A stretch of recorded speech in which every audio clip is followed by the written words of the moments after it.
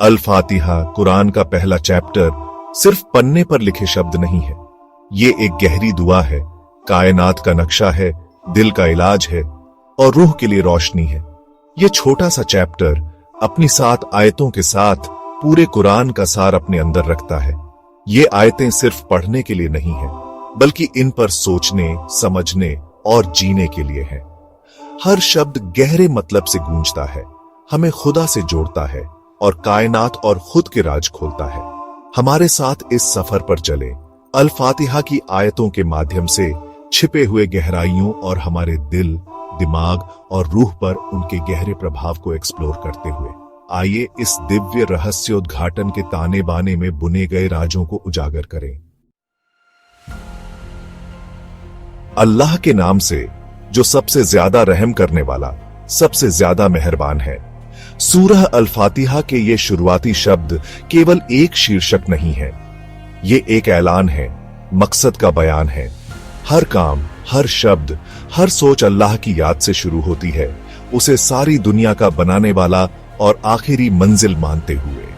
सबसे ज्यादा रहम करने वाला, सबसे ज्यादा मेहरबान, ये शब्द अल्लाह की रहमत के 2 पहलुओं पर जोर देते हैं। उसकी रहमत सारी दुनिया को घेरे हुए है, जबकि उसकी मेहरबानी खास तौर पर ईमान वालों के लिए है। ये शब्द जब सच्चे दिल से पढ़े जाते हैं तो इंसान के दिलो दिमाग पर सुकून का असर डालते हैं, हमें अल्लाह के बेअंत प्यार और देखभाल की याद दिलाते हैं। सारी तारीफ अल्लाह के लिए है, दुनिया के रब के लिए। ये आयत बनाने वाले के साथ हमारे रिश्ते की नींव रखती है। सारी तारीफ, सारा शुक्रिया, सारा धन्यवाद सिर्फ अल्लाह का है। दुनिया के रब, ये शब्द अल्लाह के हुक्म की हमारी समझ को बढ़ाते हैं।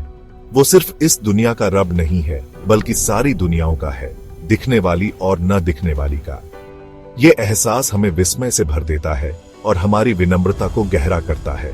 शुक्रगुजार होना, जैसा कि ये आयत हमें बढ़ावा देती है, वैज्ञानिक रूप से खुशी बढ़ाने और तनाव कम करने के लिए साबित हुआ है।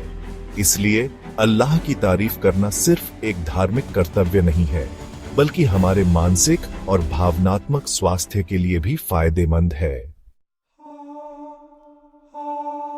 इस आयत में सबसे ज्यादा रहम करने वाला, सबसे ज्यादा मेहरबान का दोहराव अल्लाह की रहमत की व्यापकता पर जोर देता है।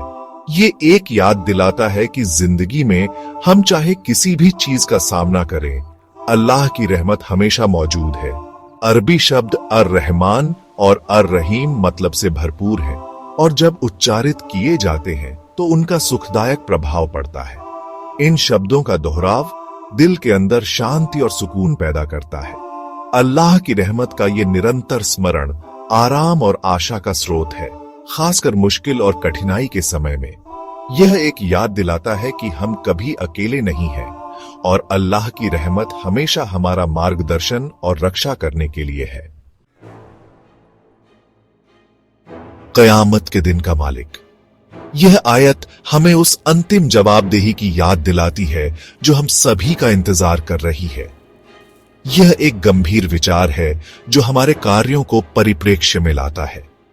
क़यामत के दिन की अवधारणा डर पैदा करने के लिए नहीं है, बल्कि जिम्मेदारी को प्रोत्साहित करने के लिए है। यह जानकर कि हम अपने कर्मों के लिए जवाबदेह होंगे, हमें उद्देश्य और अर्थपूर्ण जीवन जीने के लिए प्रेरित करता है। जवाबदेही के बारे में यह जागरूकता न्याय और निष्पक्षता की भावना को बढ़ावा देती है, हमें याद दिलाती है कि हमारे कार्यों के परिणाम होते हैं, इस दुनिया में और अगली दुनिया में भी। भाग 6, सिर्फ तेरी इबादत करते हैं और सिर्फ तुझसे मदद मांगते हैं। सिर्फ तेरी इबादत करते हैं और सिर्फ तुझसे मदद मांगते हैं। यह आयत एकेश्वरवाद के सार को दर्शाती है। हम अपनी इबादत पूरी तरह से अल्लाह के लिए करते हैं, यह स्वीकार करते हुए कि वह शक्ति और समर्थन का एकमात्र सच्चा स्रोत है। अल्लाह से मदद मांगना कमजोरी की निशानी नहीं है, बल्कि अपनी सीमाओं की पहचान है। यह एक विनम्र अनुभव है जो उस पर हमारे भरोसे को गहरा करता है। अध्ययनों से पता चला है कि प्रार्थना और ध्यान चिंता को कम कर सकते हैं और मानसिक स्पष्टता में सुधार कर सकते हैं। प्रार्थना में अल्लाह की ओर मुड़कर हम जीवन की चुनौतियों से उबरने के लिए सांत्वना, मार्गदर्शन और शक्ति पाते हैं। भाग 7, हमें सीधे रास्ते पर ले चल। हमें सीधे रास्ते पर ले चल।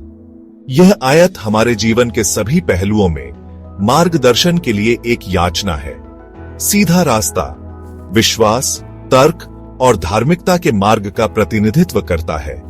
एक ऐसा मार्ग जो शांति और पूर्णता की ओर ले जाता है। वैज्ञानिक रूप से किसी गंतव्य तक पहुंचने का सबसे कारगर तरीका एक सीधी रेखा के माध्यम से है। इसी तरह आध्यात्मिक संदर्भ में सीधा रास्ता अल्लाह के करीब पहुंचने और एक सार्थक जीवन जीने का सबसे सीधा और प्रभावी तरीका दर्शाता है। यह आयत एक याद दिलाती है कि हम अपनी यात्रा में अकेले नहीं हैं। अगर हम ईमानदारी से उसका मार्गदर्शन चाहते हैं तो अल्लाह हमेशा हमारा मार्गदर्शन करने के लिए मौजूद है।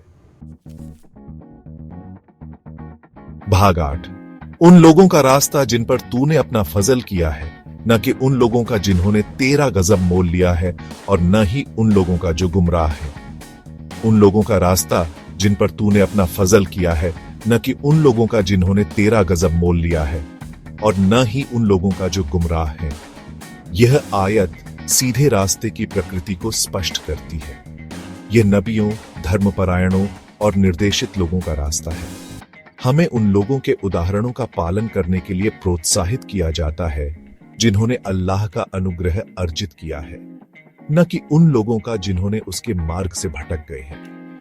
यह हमें सकारात्मक आदर्शों की तलाश करने और उनके जीवन से सीखने के लिए प्रेरित करता है। नबियों और धर्मी व्यक्तियों के जीवन का अध्ययन करके हम जीवन की चुनौतियों का सामना करने और सीधे रास्ते पर दृढ़ रहने के बारे में बहुमूल्य अंतर्दृष्टि प्राप्त करते हैं। भाग 9, ध्वनि और संख्याओं की छिपी हुई सिम्फनी। सतही अर्थ से परे सूरह अल-फातिहा अपनी संख्यात्मक और ध्वन्यात्मक संरचना में छिपी गहराई रखती है। 7 अंक पूर्णता और पूर्णता का प्रतिनिधित्व करता है। पूरे अध्याय में बुना गया है। 7 छंद हैं और सबसे दयालु वाक्यांश 2 बार प्रकट होता है। इस संख्या के महत्व पर और जोर देता है। अल-फातिहा के पाठ का मानव शरीर पर शांत प्रभाव पड़ता है। अध्ययनों से पता चला है कि कुरान, विशेष रूप से सूरह अल-फातिहा का पाठ करने से हृदय गति और रक्तचाप स्थिर हो सकता है, जिससे आंतरिक शांति और उपचार को बढ़ावा मिलता है। ध्वनि और संख्याओं का यह सामंजस्यपूर्ण मिश्रण इस गहन अध्याय में गहराई की एक और परत जोड़ता है, जो सभी चीजों के अंतर संबंध को प्रदर्शित करता है।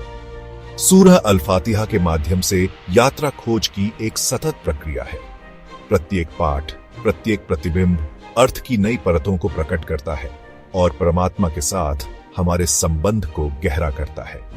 यह अन्वेषण हमें कुरान में गहराई से उतरने के लिए प्रेरित करे और इसकी कालातीत ज्ञान हमारे दिल और दिमाग को रोशन करे।